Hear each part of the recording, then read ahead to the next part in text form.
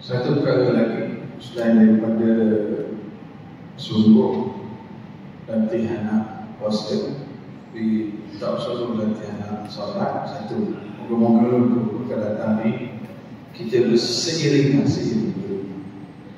Yang seterusnya,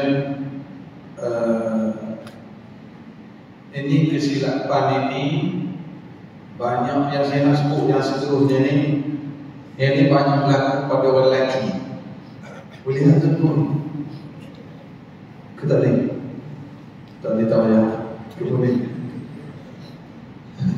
Tapi bukan semua orang lelaki terlibat. Ada segelintir.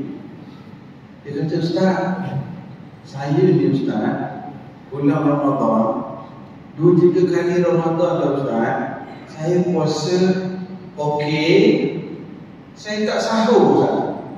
Saya bangun pagi pukul 6 subuh, saya sembahyang subuh, saya pergi kerja.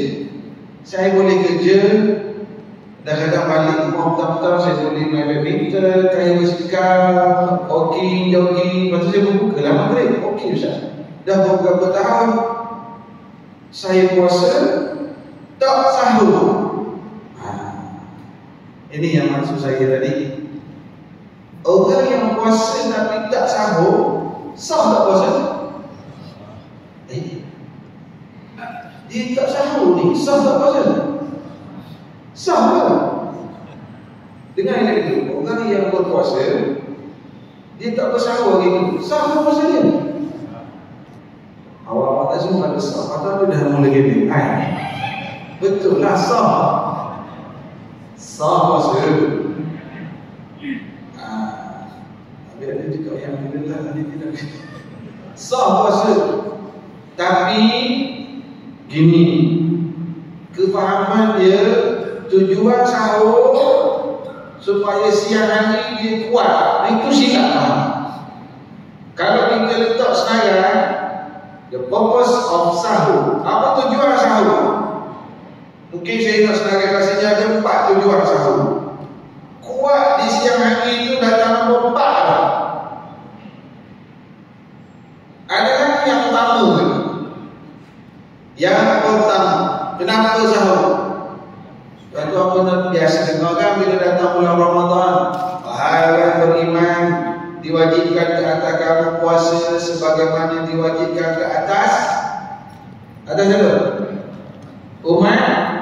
Sebelum kamu, siapa umat sebelum kamu? Siapa? Ahli kitab, orang Kristian. Oh ya Ustaz, dia orang puasa ke? Ya. Okey. Maknanya umat dahulu mereka puasa. Apa beza puasa mereka dengan puasa kita umat Nabi Muhammad SAW? Apa beza? Sahur. Nabi sebut dalam hadis, faslu ma baina siyamina wa siyami ahli kitab aklatus suhur. Beza puasa kita dengan puasa ahli kitab ialah sahur. Jadi sebab nombor 1, kenapa kalau saya puasa saya sahur? Sebab saya nak berbeza dengan ahli kitab. Lepas saya sahur. Allah Ustaz, kalau saya selama ni tak sahur tu saya ni jadi ahli kitab ke? Tak. Kita tak jadi ahli kitab, tapi kita berbeza dengan ahli kitab. Apa pahala? Satu, berapa sahur? Sebab nak beza dengan ahli kitab. Yang kedua, Nabi Muhammad SAW kalau baginda berpuasa di bulan Ramadan, baginda akan bersahur. Jadi saya, sebab apa saya bersahur?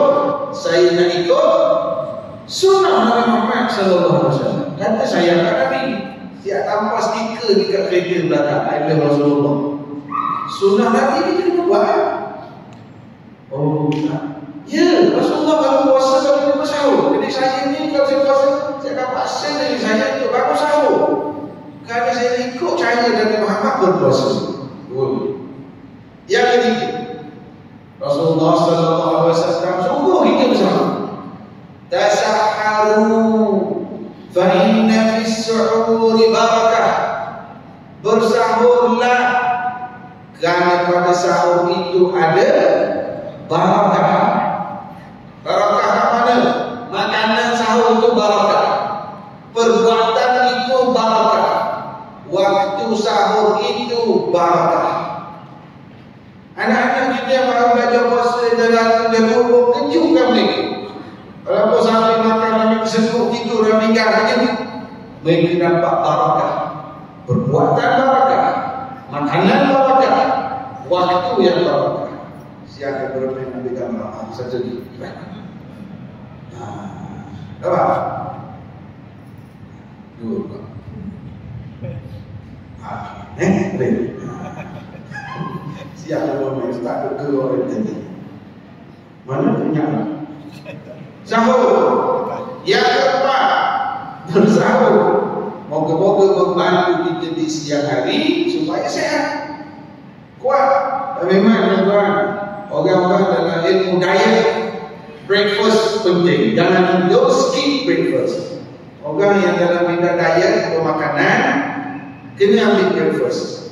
Lunch boleh nak lewat-lewat sekitar pun. Breakfast penting, dia bagi energi di siang hari. So kita sahur lah tu.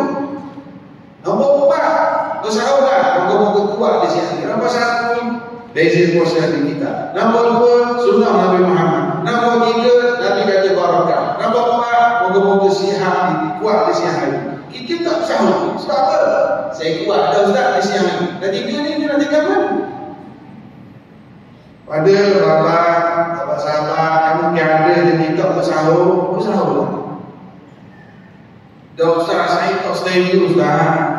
Nak tidur, nak bangun 5 pagi, nak makan, saya tak selera. Maka jawablah dengan iman. Walaupun aku tak selera, malam ni tahu tu sunnah Nabi, Nabi suruh bangun, itu basic puasa aku dengan kita. InsyaAllah ustaz, Ramadan tadi saya akan bangun sama. Macam mana tak selera? Tak payah makan nasi, makan buah. Paling juga makan kurma, minum air, cukup. Dah dapat fadilah masa sunnah barakah barak. Kalau muslim menang, best. Ada juga yang tanya soalan, tak? Sahur tu syokok boleh syokok? Ayo aku jawab. Penting bersama cari barakah. Sahur syokok itu tak berkah, itu sebut bila-bila. Kalau mau usul siap kat bini, siap kat anak. Carilah paling kita makanlah kurma, minum air, tak fadilah tadi. Ya. Bila sebut bab kurma ni tuan-tuan, Allahu Akbar. Cuma orang Melayu kita, pokok kurma dia berbuah bulan Ramadan di Malaysia. Kurma di Malaysia dia buah bulan Ramadan. Rumah Nabi Muhammad sallallahu alaihi wasallam all the way the whole year, sepanjang tahun ada kurma. Buktinya apa? Buktinya pernah Ummul Mukminin Aisyah radhiyallahu anha beritahu pernah berlaku rumah Rasulullah 2 kali naik anak bulan dapur tak berasak. 2 kali naik anak bulan, maknanya 2 bulan pernah direct 2 bulan dapur Rasulullah tak berasak. Allahumma shalli ala Muhammad. 2 bulan dapur tak berasak. Rumah kita peti sejuk ada 2 telur. Stop aja. Sallallahu alaihi wasallam. Orang tanya Aisyah, dah 2 bulan aku tak biasa makan apa? Aisyah kata, makan kurma dengan air masak. Buktinya di rumah Rasulullah kurma ada sepanjang tahun. Walaupun waktu tak ada makanan lain, kurma. Dan kurma ni special lah, sangat special. Kalau nak sebut makanan ataupun buah yang paling kerap disebut dalam Quran, kurma. Bila sebut kerak tu maknanya ada kelebihan fadilah. Dan memang secara saintifik, nutrition yang ada dalam kurma cukup banyak. Lepas tu kita, kurma ni dia supplier tenaga segera yang hebat. Glukos, fruktos yang ada dalam kurma ni dia cepat hadam dan generate energy. Lepas tu kita sunat juga puasa dengan kurma. Minum air, sistem penghadaman kita terus format dan bersedia untuk buat kerja terima makanan lain. Itu sudah kalau kita nak makan kurma lah berbuka. No, bukan sebab tu. Saya nak berbuka dengan kurma sebab ini sunnah yang diajar oleh Rasulullah SAW. Nabi Muhammad kata berbukalah dengan kurma. buka kurma. Oh, ada manfaat kesihatan. Alhamdulillah. Memang setiap kali Rasulullah ada kebaikan. Masuk buka kurma ni berjangkit sikit. Ada juga sedikit kesilapan kita. Waktu buka puasa, kalau tak ada kurma, dia nampak ada kuih, rorak tigang, kuih coklat, apa lagi. Macam mana tuan-tuan? Kalau tak ada kurma, kita nak ambil apa dulu? Nanti yang Nabi sebut dalam hadis jelas. Kalau tidak ada kurma, babimma. Kadang-kadang kita pandai-pandai kias sendiri. Kurma tak ada, kita cari kuih yang manis dulu. Betul tak? Kita kata, oh kurma tak ada lah, cari kuih yang manis dulu. Sebab tak ada kurma, kita cuba kias. Yang ini Nabi sebut jelas. Sekiranya kamu berbuka-lah dengan kurma.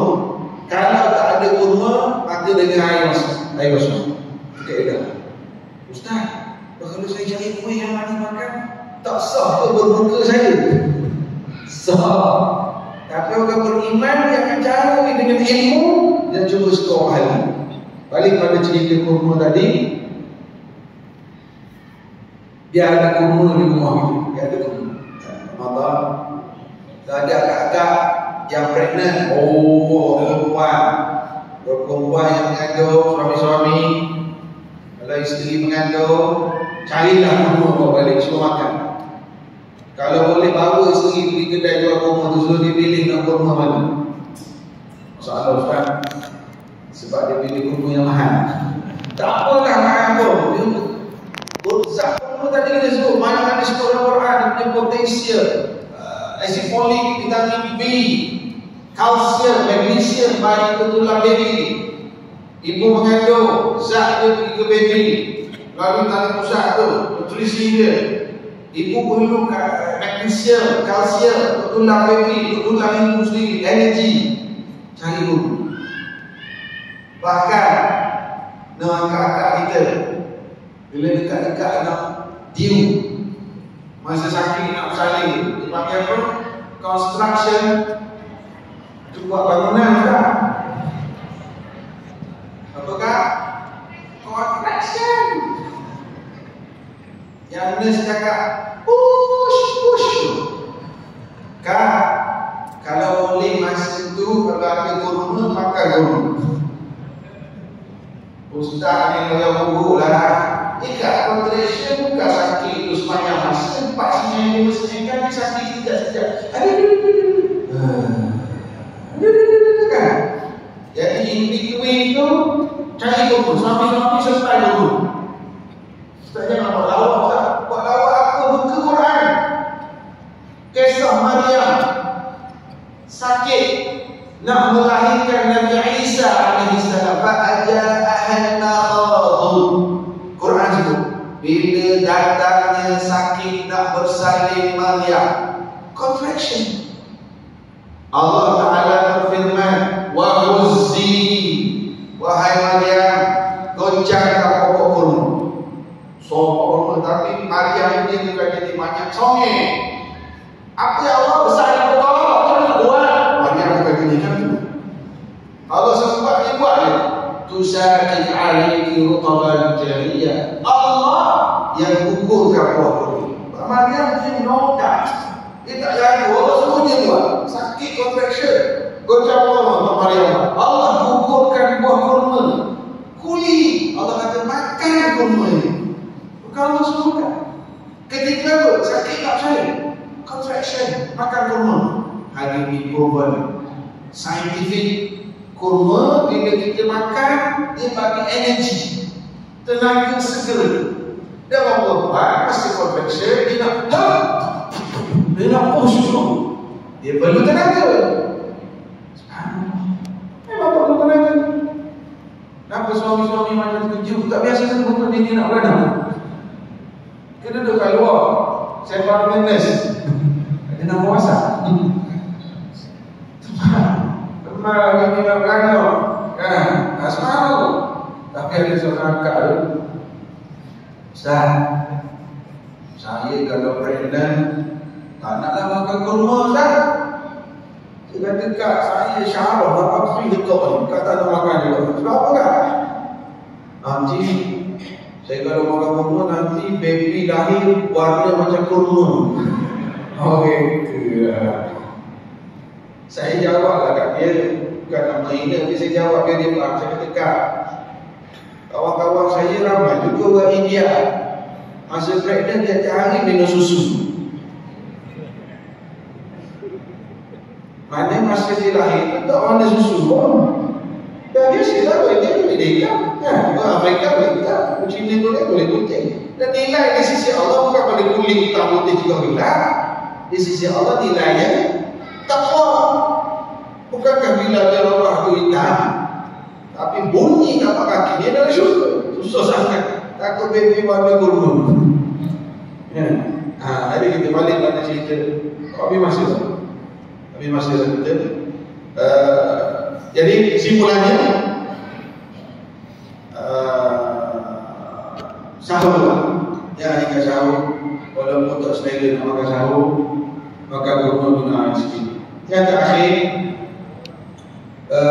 baru ni saya pergi ke masjid Temerloh Jaya yang orang duduk glamour sangat, subuh macam Jumaat tu kan. Saya rasa masjid ni berpotensi kalau nak buat macam tu. Dia orang ni saya bilang doa, dia kata jangan pergi awal, tidur sana, nak rasa, nak tengok suasana subuh tak main subuh. Saya sampai, betul saya sampai masjid tu 10 minit sebelum azan subuh. Budak-budak remaja tu tembak kat meja kursi kat luar. Tembak semak, budak remaja tu belum subuh. Bukan hari Sabtu, hari Khamis. Ini sini. Saya tengok selipar dia tersusun, bersih. Masa tu terfikir juga, aku pergi tengok tandang. Tapi tengok jam 10 minit ni nak subuh. Baik.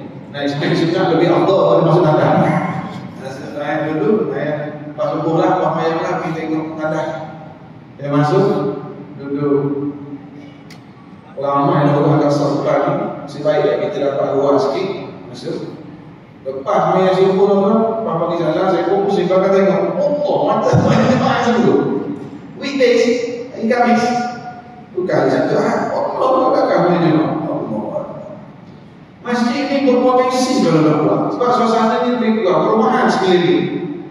JP dia target daripada 4 som, dia target macam mana nak buat 10 som. Dan dia manfaatkan betul-betul sembahyang Jumaat.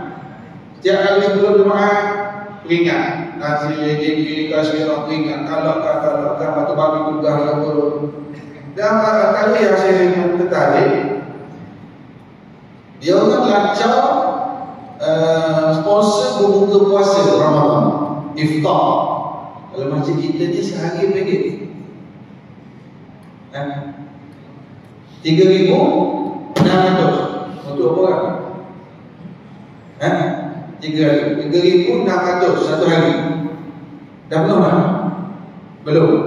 Berapa hari dah? Berapa hari lagi? 20 hari lagi.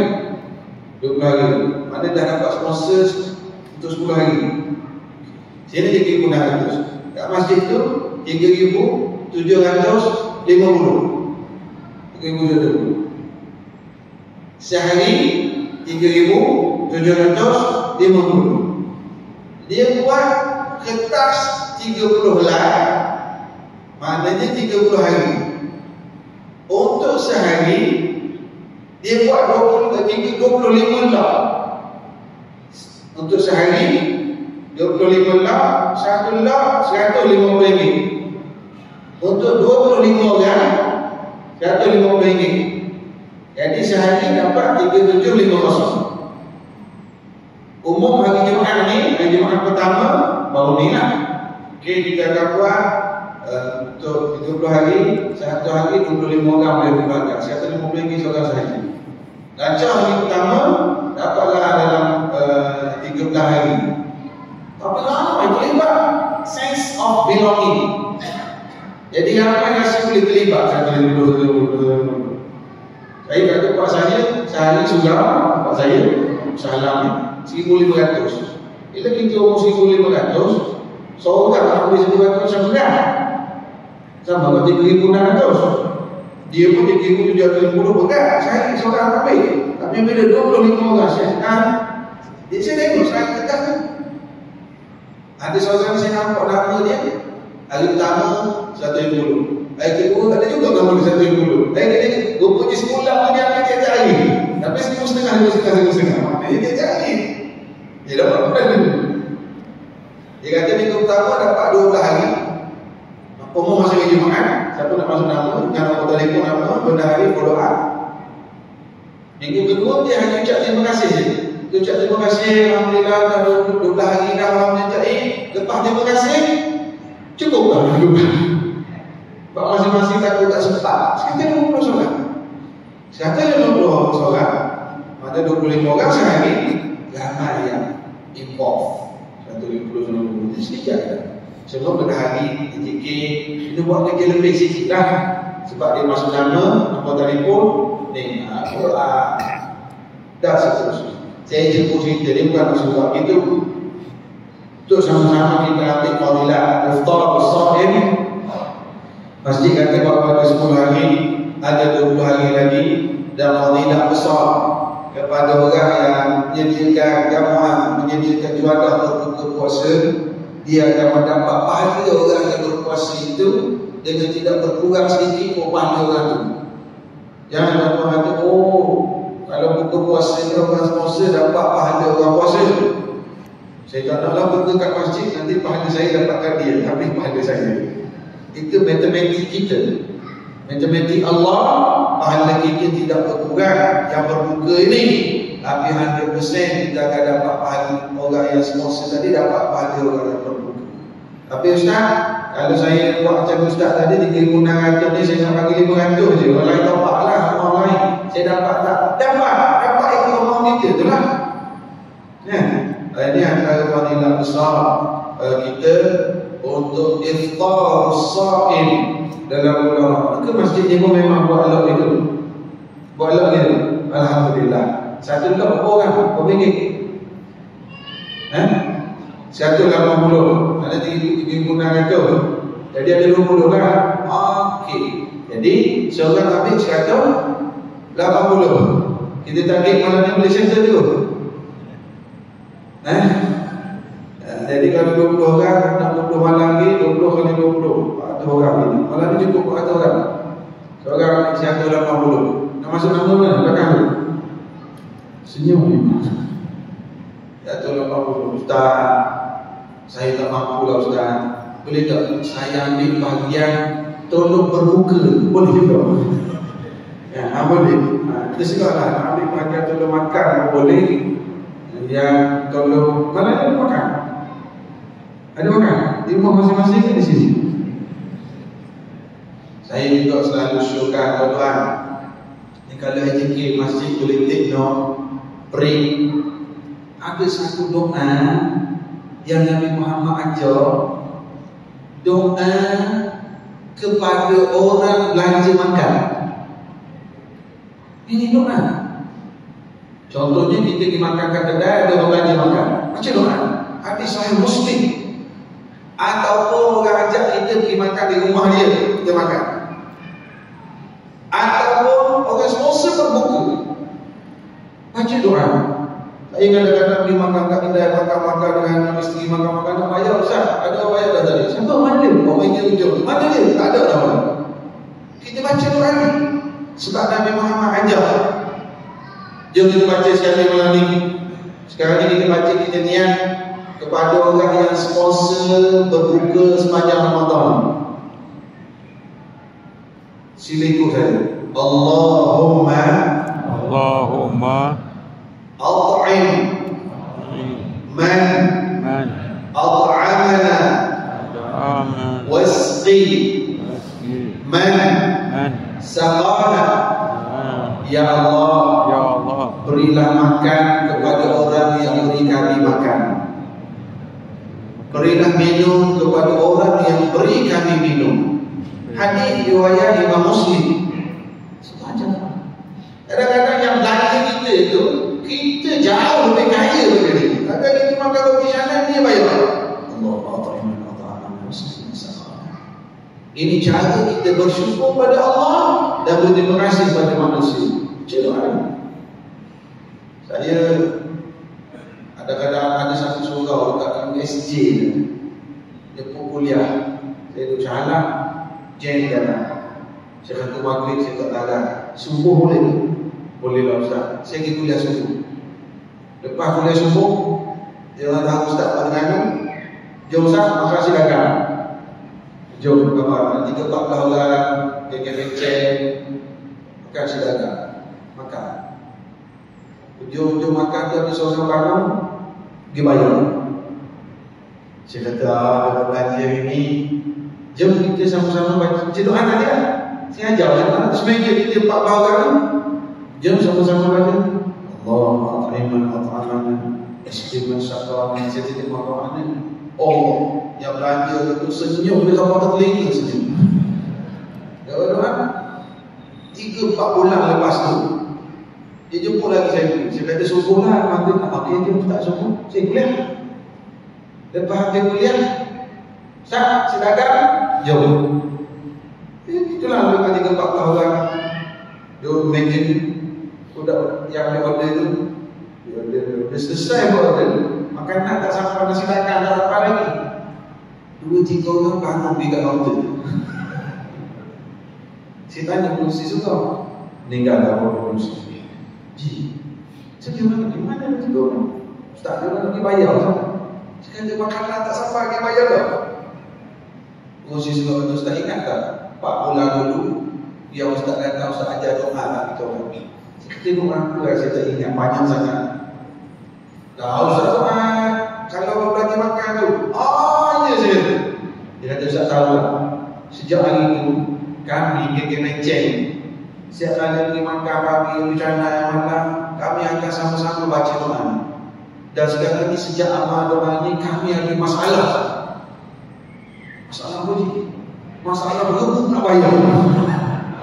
Kadang-kadang yang tak sempat bayar, mana kau bayar dah? Banyak aku pula. Sebab dia doa. Ya Allah, bagi saya ini satu nikmat. Kita konsumsi amal, kita pun boleh jumpa pahala. Subhanallah. Jadi ada nak buka puasa kalau boleh tampak doa tu bersama-sama. Saya cakap dengan 3 orang kawan-kawan yang ada restoran, ada yang buat dia, ada kat restoran doa makan, doa sumpah makan. Saya kata tambah satu lagi, Nabi ajar doa orang belanja makan. Biasa kan dia makan semeja orang belanja doa. Sunnah Nabi SAW. Kita hidupkan, moga-moga tambah rezeki yang belanja, dapat tambah kenyang yang makan. Tak lagi mengenai hadiah Ramadan. Kalau kita buka puasa, kita doakan kepada orang yang sponsor, sama-sama kita saling mendoakan dan rahmat Allah Subhanahu Wa Taala untuk kita. Yang terakhir daripada saya ingat dulu saya pernah datang kuliah kat sini lama dah, dan saya pernah berkongsi saya pernah ada mengidap penyakit resedor teguh dulu, dan Allah Ta'ala bagi sembuh. Sejak saya duduk amal, makan batu sauda, madu dan sebagainya. Masa saya datang dulu, saya cerita kepada masyarakat di sini kelebihan duduk amal batu sauda tu. Dan saya sendiri sembuh resedor saya, isteri saya sembuh migraine. Sejak daripada tu, bila saya di mana-mana masjid surau, memang saya campaign ajak orang amal. Dan ada yang bagi feedback kepada saya. Saya nak ucap terima kasih, saya tak tahu siapa. Dia kata, Ustaz, makcik dulu sakit lutut, nak bangun pagi-pagi kebas kaki, tapi sejak amal batu sauda, lancar tak pagi-pagi nak terawih, nak ibadah. Saya ucap terima kasih lah. Dan dia bagi feedback, dia lepas sembuh COVID, dia kena long COVID. Lalu dia duduk amal. Saya bawa kali saya datang program batu sauda tu, saya buat campur dengan madu, dengan kurma tadi. Dia kata saya kena long COVID, sedang batuk sesama. Lepas saya amal ni rasa lega Ustaz. Dan satu lagi yang banyak kita bagi feedback ni, yang anak-anak perempuan period pain, yang dia sakit masa tak boleh semayang, apa dia panggil sesungguh. Dan anak saya Ustaz tak ada sesungguh dah sekarang. Dia amal batu sauda. Sajalah saya ambil kesempatan, kalau ada yang rasa nak cuba amalkan, saya bawa ke mana-mana. Kalau ada resedor, ada migraine, kalau lelaki ni biasa ada kolesterol. Satu lagi yang sakit dekat kaki tu, makan daging yang kacang, go out. Tapi Tapi go out ni dia makan pasal tak dia sakit sikit lah dulu. Lepas tu dia akan buang keluar dia isi. Ada pembantu saya kat belakang sana. Nanti lepas Pak Isyak bolehlah tengok. Cuma saya nampak ni memang agak ramai malam ni. Setakat yang ada. Dan saya buat juga khusus masa Covid ni tuan-tuan, untuk pujuk anak-anak kecil. Saya buat dalam sachet, letak batu soda, saya campur madu dan kurma, rasa sedap. Untuk anak saya juga. Jadi dia boleh koyak sachet tu, dia makan dia pagi-pagi sebelum pergi sekolah. Dan dia minum krimu pagi-pagi tu, alhamdulillah. Mak sinus dia tu, Allah bagi kesembuhan. Saja saya ambil kesempatan malam ni. Kalau ada yang amalkan boleh tengoklah sambil-sambil Pak Isyak nanti. Wallahu a'lam bissawab. Subhanakallahumma bihamdika asyhadu an la ilaha illa anta astaghfiruka wa atubu ilaik. Assalamualaikum warahmatullahi wabarakatuh.